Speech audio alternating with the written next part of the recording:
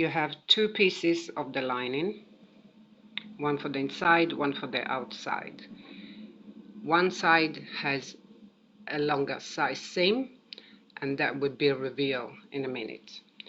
Okay, so stitch a centimeter seam allowance and then press the seam towards one side.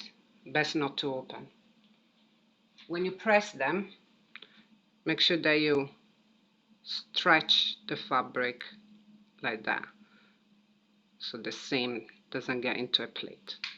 Make sure the iron is dry. Try the setting first, because if it's too hot, the lining will start wrinkling.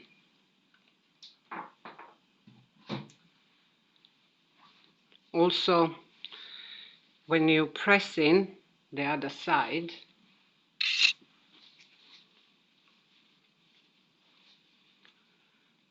press with the seam going the opposite way. So when we join them, we don't have too much thickness. Okay. So this is how I would like you to press, nice and flat. Okay. Don't make your stitches too small for the lining. Keep it to medium size, 2.5, and then domestic machine, that would depend. Okay, so after you've sewn the seam at the back, you take the outside piece, the one with the longest seam, and you need to attach the straps. Now the straps are sewn this way. You're just making a simple centimeter seam all the way, and then you open up the seam at the smaller end,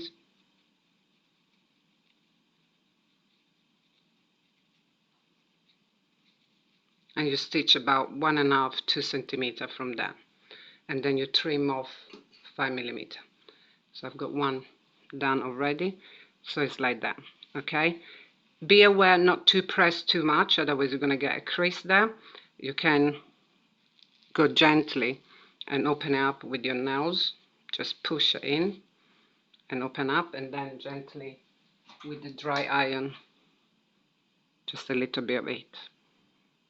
Don't press completely, just the point of your iron.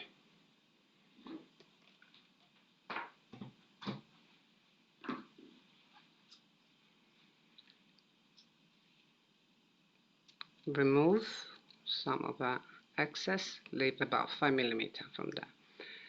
Now I usually tend to use a screwdriver. I'm going to go and get that one.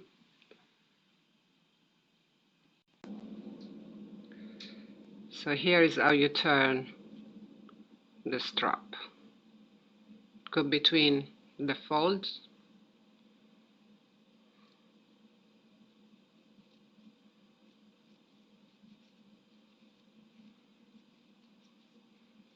And patiently. Sometimes they go in very easily, sometimes it just takes a bit of a fiddle.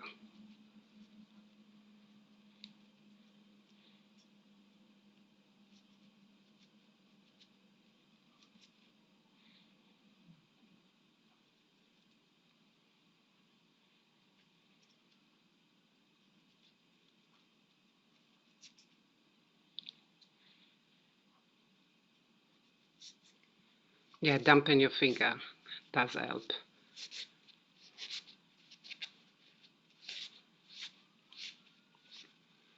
Push the corner gently.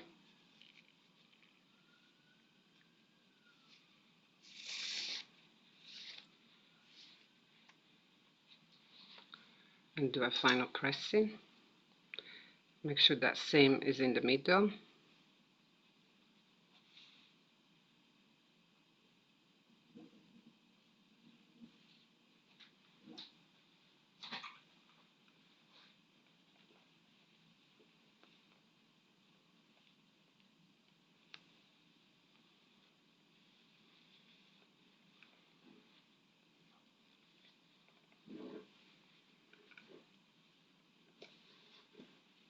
and your strap is done.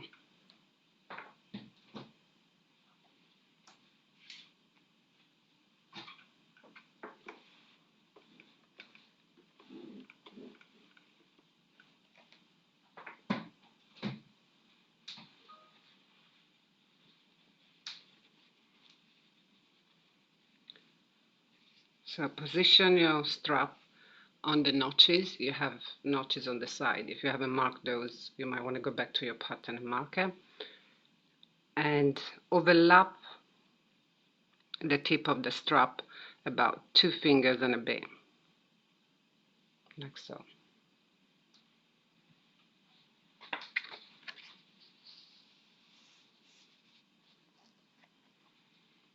Okay, place a pin, different position, and measure 10 centimeters from the side seam.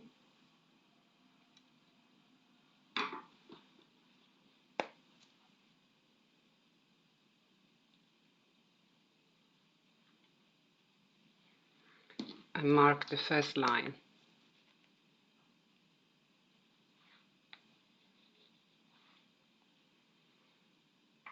Create a box 3 centimeters.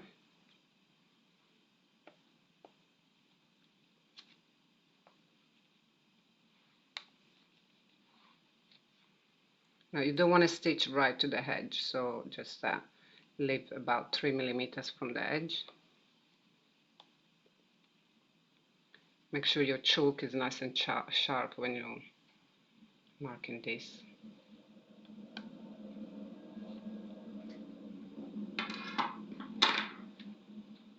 Pin in place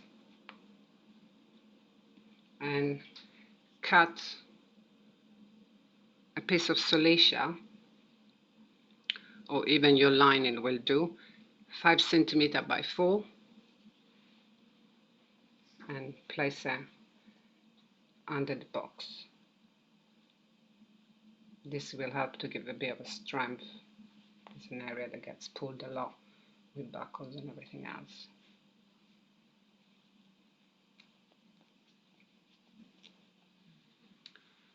Okay, do some diagonal basting.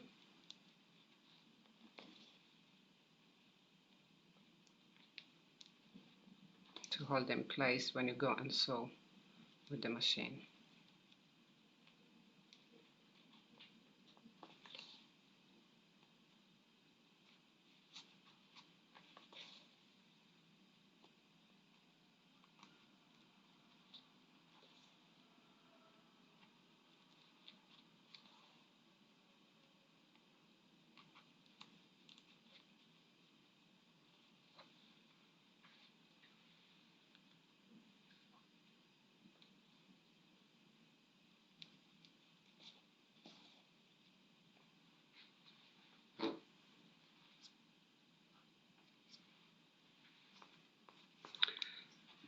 Do the same for the other side.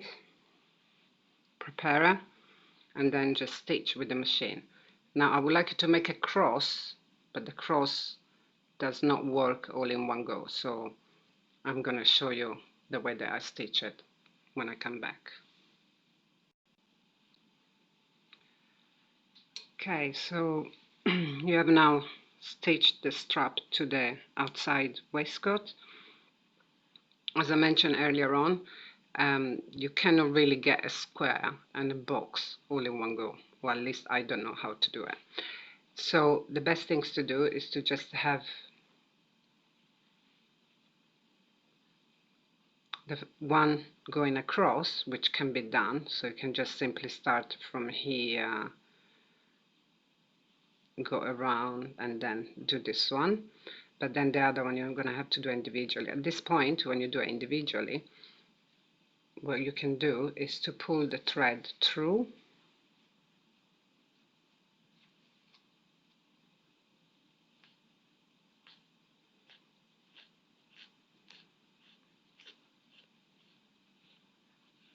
and make a double knot. Now make sure that you leave enough thread, otherwise you're going to struggle to make the knots. So I'm going to do the rest.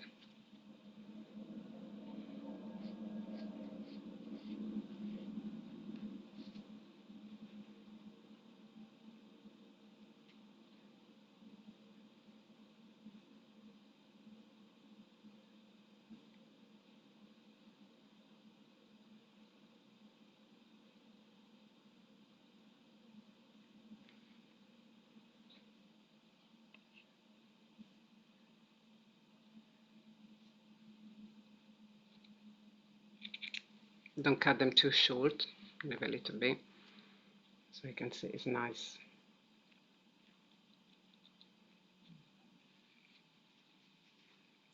And clean.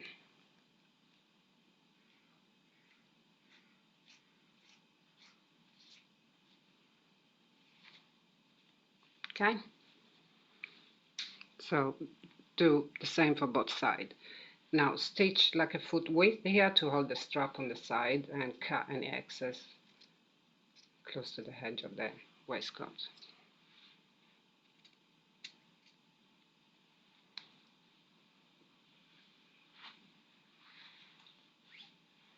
Next is attaching the two lining pieces. So right side to right side.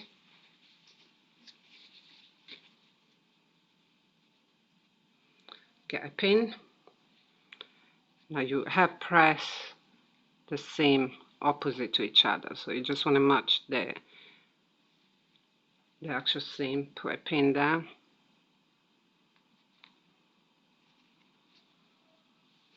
Double check that your seam runs smoothly, and then stitch 1 centimeter at the bottom. Now lining can be very slippery, so you might want to put a few pins, or you might want to even baste that. Remember, preparation is key. Once pressed there, once sewn the stitch at the bottom hem of the lining, open up the seam with your nails again a little bit before you press. I want the seam open. Again, you can dampen your finger and push the fabric away from the seam.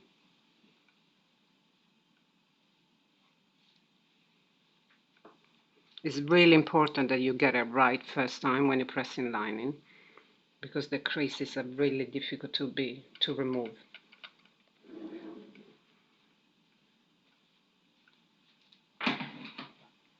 So once this is done, you're going to join, you're going to fold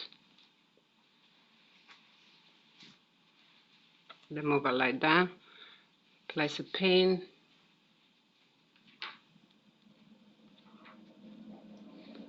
make sure you match the armholes at the top, and then you can press here.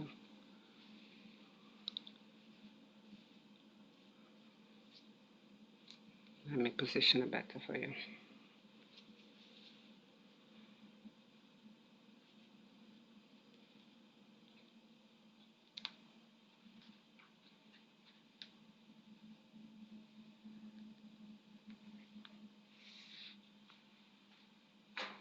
Now you want to give a good crease line here, so you might want to get a cloth and a little bit more of a heat to actually press this. Now that is the reason why we have two pieces lining, and one is longer and one is shorter. So this is the inside of the waistcoat, and when we're looking at the outside of the waistcoat, you get a nice and clean finish. So your lining is done. The next step would be to join together the front and the back, and we're going to do what we call bagging out.